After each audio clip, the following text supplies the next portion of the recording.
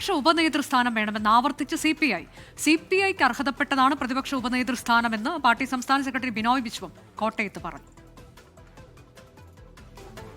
CPI എല്ലാ ഗൗരവത്തിലും ഈ കാര്യം CPMുമായിട്ട് ആലോചിച്ചിട്ടുണ്ട്. തൽക്കാലം CPF അത് ബോധ്യമല്ല.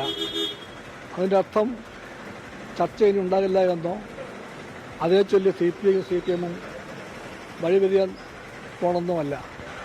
അങ്ങനെയൊന്നും വഴിപിരിഞ്ഞു പോകാതെ തന്നെ സംസാരിച്ച് ആവശ്യമെങ്കിൽ വീണ്ടും വർത്തമാനം പറഞ്ഞ് സംസ്ഥാനമേഖല തന്നെ പരിഹാരം കണ്ടെത്തും.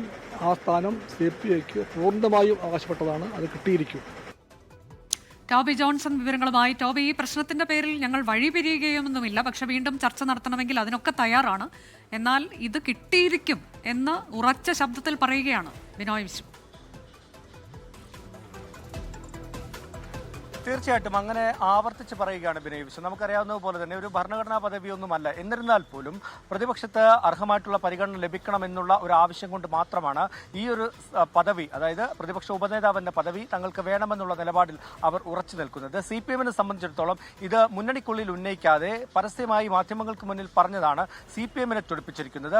അതുകൊണ്ട് തന്നെ യാതൊരു തരത്തിലുള്ള ചർച്ചയും ഉണ്ടായിട്ടില്ല, മുന്നണിക്കുള്ളിൽ ഇത് പറഞ്ഞിട്ടില്ല എന്നുള്ളൊരു നിലപാടാണ് സംസ്ഥാന സെക്രട്ടറി അടക്കമുള്ളവർ ഇക്കാര്യത്തെക്കുറിച്ച് വിശദീകരിച്ചത്.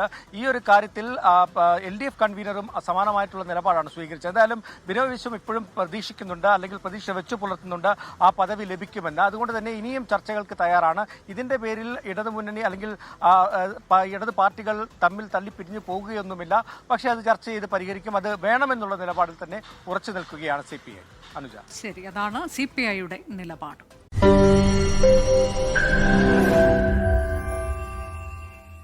ലോകത്തെവിടെയായാലും ഏത് സമയത്തും 24 വാർത്തകളും ഓഗ്മെന്റഡ് റിയാലിറ്റി പാക്കേജുകളും എക്സ്പ്ലെയിനറുകളും വിശദമായി കാണാൻ ഞങ്ങളുടെ YouTube ചാനൽ നിങ്ങൾക്ക് സബ്സ്ക്രൈബ് ചെയ്യാം.